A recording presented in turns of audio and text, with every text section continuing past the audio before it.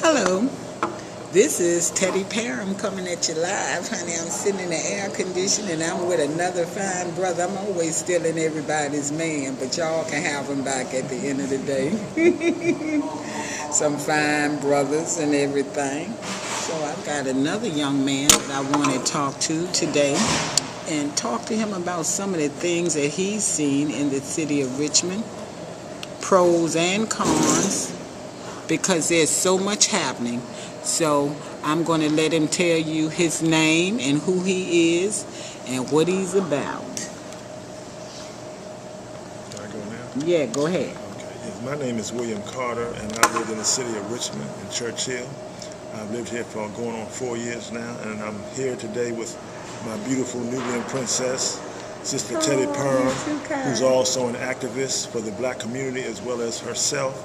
I just want to touch on base about the atrocities that's taken place at the Richmond City Jail. Unfortunately, I was incarcerated there in the year 2010 for a crime that I did not commit. The charge was robbery.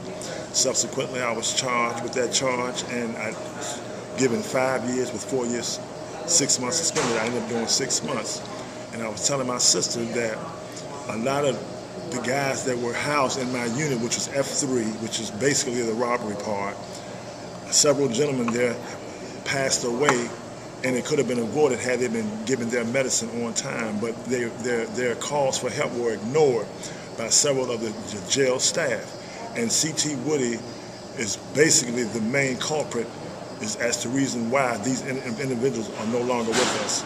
Now, the whole time that I was there, I saw some terrible things happen. I saw gentlemen being denied their medication, which was one of the direct results as the reason why one of the men, or several of the men, are deceased now.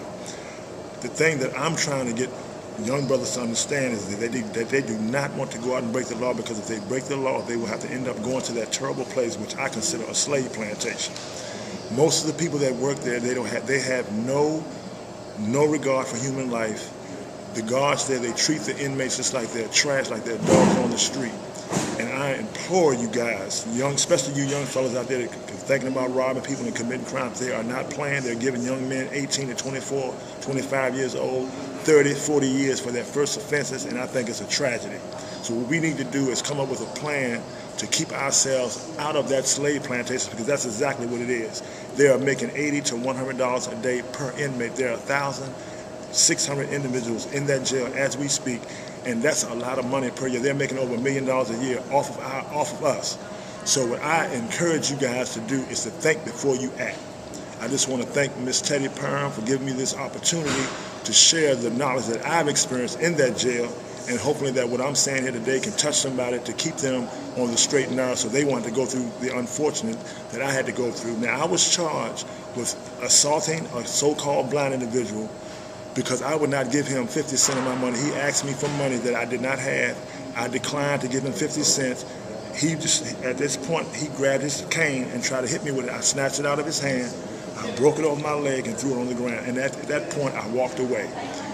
When I got down by 15th and Main, I was stopped by the police, handcuffed, taken down to the magistrate's office, where I was subsequently charged with armed robbery, which completely blew my mind at the time. I'm thinking worst case scenario, I would be charged with destruction of this man's property.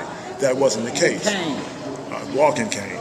And as a result, like I said, they gave me 5 years, 4 years, 6 months suspended, and I did 6 months for a crime that I did not commit. So if I did that type of time, just imagine how many other brothers that are incarcerated at that jail as we speak for crimes that they did not commit. I just recently talked to a guy on Franklin Street yesterday who just got 20 years, all suspended, but he's got 20 years over his head, so any little mistake that he make, they can throw the 20 years right at him, and he had to do all that time. So I'm just encouraging you brothers to please wake up and smell the coffee before it's too late. Thank you for your time. This is William Carter, and I'm out. Okay, Mr. Carter. Wow, that's powerful. Look, is it true that when the inmates are in the jail and Woody comes through the tears or whatever, like in the army, they had the guys that stand at attention, like if he's going to come on the floor. Is it true that you all are not allowed to look Woody in the face when you're in the jail? When Mr. C.T. Woody walks through the hallway, we have to turn. Mr.? Well, you Mr. mean C.T. Woody? C.T. Woody. Well, when C.T. Woody walks through the hall, we are all instructed by the guards to turn and face the wall and not look at him like he's somebody special, but he's nothing but some trash. But my thing is this. Every dog has his day, and the reason why he don't want us to look at him because he's guilty as charged of all the atrocities that's taking place in that jail, and he knows that his time is short. But my main concern is the young guys that are coming up through the ranks thinking that it's cool to go out and rob people and things like that, but what you're doing, young men, you're throwing your lives away. They are not planning, they're giving you 24, 25 years. You get out, you're old man, you don't have no skills, and some of y'all can't spell your name, you can't read and write. You want to sit in there and play dominoes and play spades all day long when your life is in the hands of these public pretenders, not defenders, that call themselves helping you when all they're doing is selling you out to the prosecuting attorney. And this has to change. Now, my thing is, this animal is running for office again. And I've noticed over the years that we never have any Republicans running against C.T. Woody. I believe that is because they are working with the Ku Klux Klan, they are working with the skinheads, they are working with the white power. And the white power is giving them money and perks and things, and they enjoy what C.T. Woody is doing to the people. They enjoy hearing about the cruel and unusual punishment. They enjoy hearing about the deaths. They enjoy hearing about the people that die that don't get their medication. They enjoy hearing about people that die from heat exhaustion. They enjoy dying from people, hearing about people with tuberculosis, how it spread through the jail. They enjoy hearing these things. Now, my thing is this. Mighty Whitey don't never have to run against C.T. Woody as long as he's doing what they want him to do, and that's to cut black life short. What do you think about that? I think you hit the nail right on the head, Miss Perm, because for the simple fact, we will always have Uncle Toms in our midst. And C.T. Woody and Mayor Dwight Jones, they're on top of the list. They are futuristic. Sellouts. They are futuristic sellouts and black crackers. That's exactly why these things are taking place, because they have sold out their own people for the almighty dollar. And they themselves are the ones that need to be incarcerated in that new addition to the jail that they are building for those who have not been incarcerated yet. They should put 2 cells in there with their names right on top of the door. Exactly. Because they are crooks. That's right. And well paid. Well-paid crooks. Now, you mentioned something about C.T. Woody's staff. Now, C.T. Woody probably still got about 8 of his family members or 9 members. He's paid them over and beyond the salary of a normal sheriff. He's gotten away with a lot of things. But this animal could not have made it if it had not have been for the corrupt Democratic Committee, the Richmond Democratic Committee, which is being spearheaded by J.J. Minor with his jet black ass. I'm going to call it like I see it because I can't stand him. And his dirty mother, stepmother, Dolores McQuinn, with her dirty self. And Cynthia Newbill, you can look at all them niggas and tell they right in the same family. All of them look like the same piece of dirt, same color. They are spearheading. They are running these adults. These are children, my children's ages. They are running these campaigns. The white boy or the Jew boy, Rick Savage, just committed suicide because I heard him. So I told him, I said, you done put all these niggas in office. You done let all this evil loose on the city of Richmond. You help all these people with their campaigns. And you guaranteed them success. I don't know how much money they paid you, but you did whatever you had to do to get these people in office. He got them in office. Rick Savage was a monster with a good heart.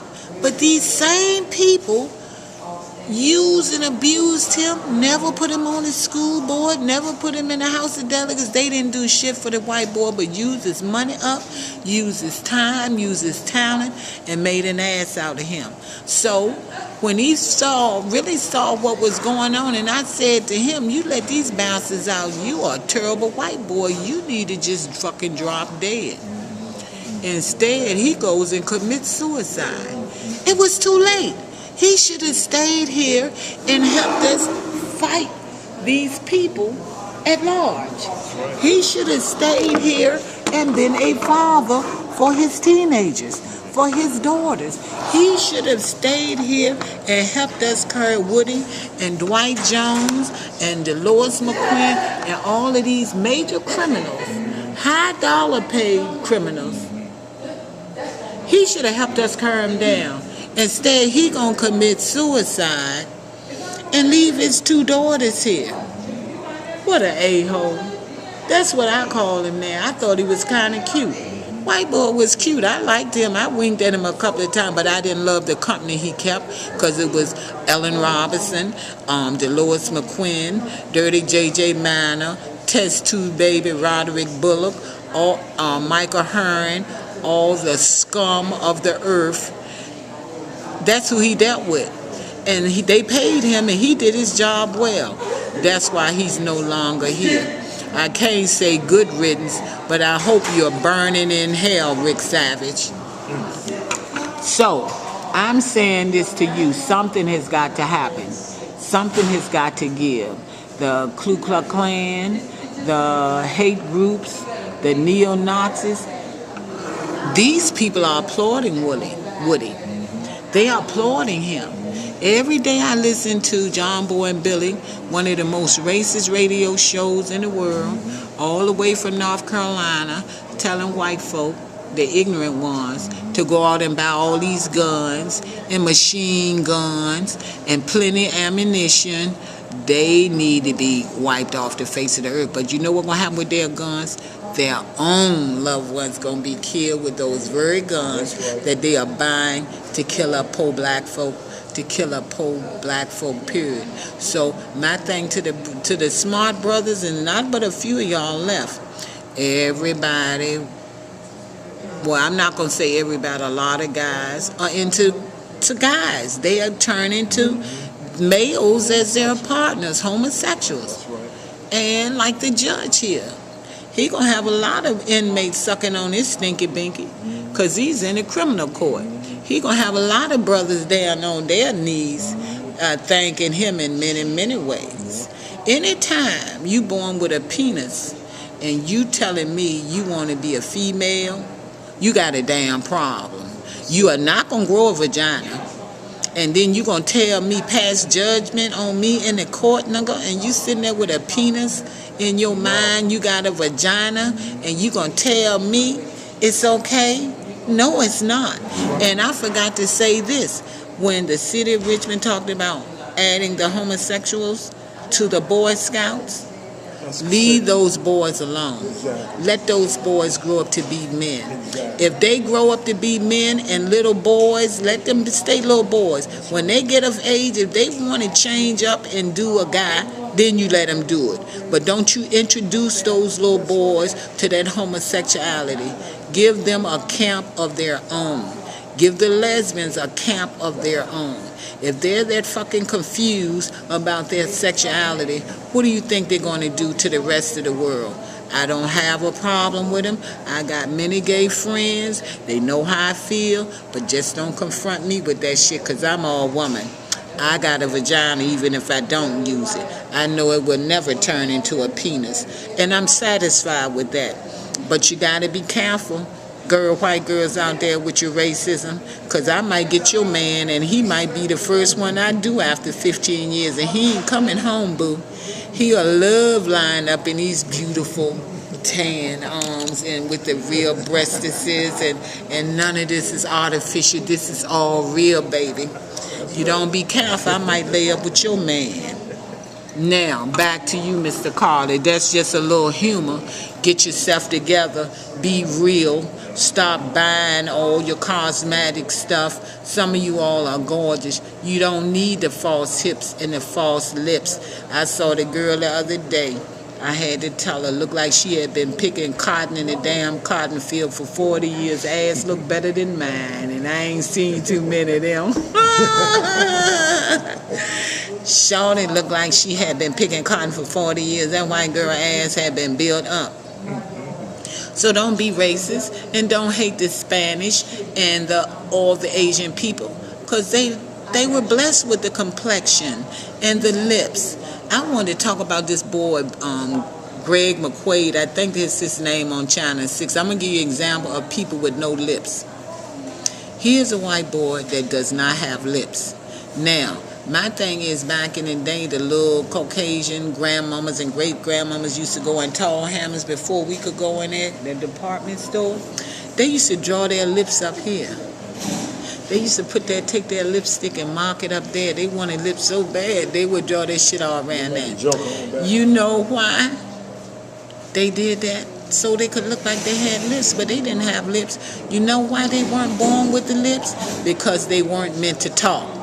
Their asses weren't meant to talk. They have stolen every damn thing from everybody. Now they got lips thick and luscious like mine. Then they got the breastises like mine. And then they got the little booty like mine. But they got it out of the pack. And there's something wrong with it.